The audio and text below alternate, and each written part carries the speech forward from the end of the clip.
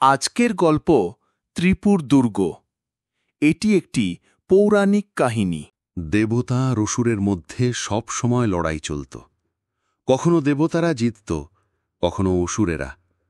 দেবতারা অসুরদের অত্যাচার আর তপস্যার বরদানে খুবই কষ্টে ছিল। অসুরদের মধ্যে একজন ছিল খুব বুদ্ধিমান। তার নাম ময়। সে জাদু ভেলকি খুব ভালো জানত। যুদ্ধে হেরে গিয়ে ময় ঠিক করল তপস্যা করবে। তার সাথে বিদ্যুন্মালী ও তারকও তপস্যায় বসল। ব্রহ্মা তাদের সামনে এসে দাঁড়ালেন, তার মুখে প্রসন্ন হাসি। তিনি বললেন, তোমাদের তপস্যায় আমি সন্তুষ্ট, কি বর চাও?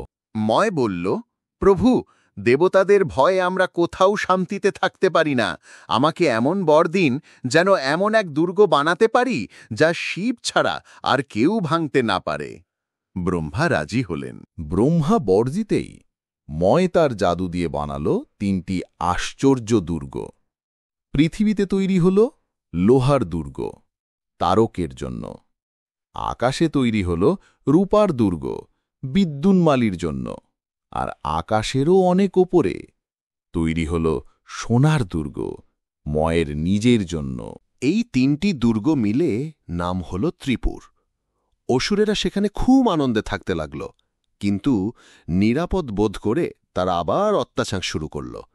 কখনো দেবতাদের সুন্দর বাগান ভাঙে, কখনো ঋষিদের তপস্যা নষ্ট করে।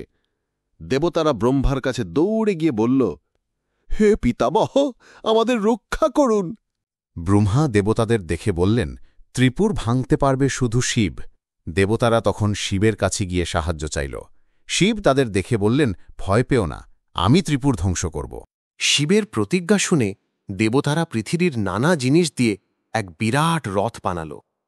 ব্রহ্মা নিজেই সেই রথের সারথি হলেন। শিব রথে চড়ে যাত্রা শুরু করলেন। দেবতারা নন্দী, কার্তিক, ইন্দ্র, যম সবাই তার সঙ্গে রওনা দিল। যুদ্ধ শুরু হল। অসুরেরা আগুন, ঝড়, সাপ, কুমির সব মায়ার খেলা চালাল। তবুও দেবতারা টিকল। নন্দীর হাতে বিদ্যুন্মালী মারা গেল।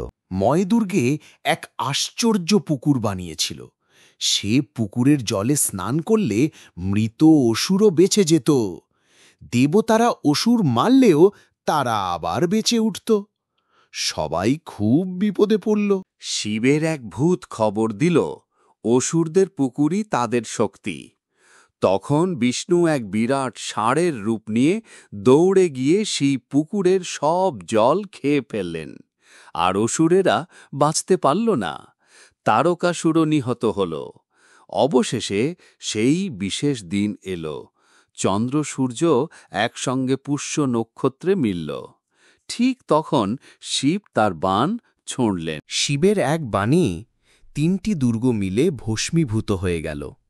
অসুরেরা সবাই পুড়ে মরল। শুধু ময় বেঁচে গেল, কারণ সে শিবভক্ত ছিল। শিব তাকে রক্ষা করলেন। আজকের মতো গল্প শেষ হল। তোমরা সকলে ভালো থেকো।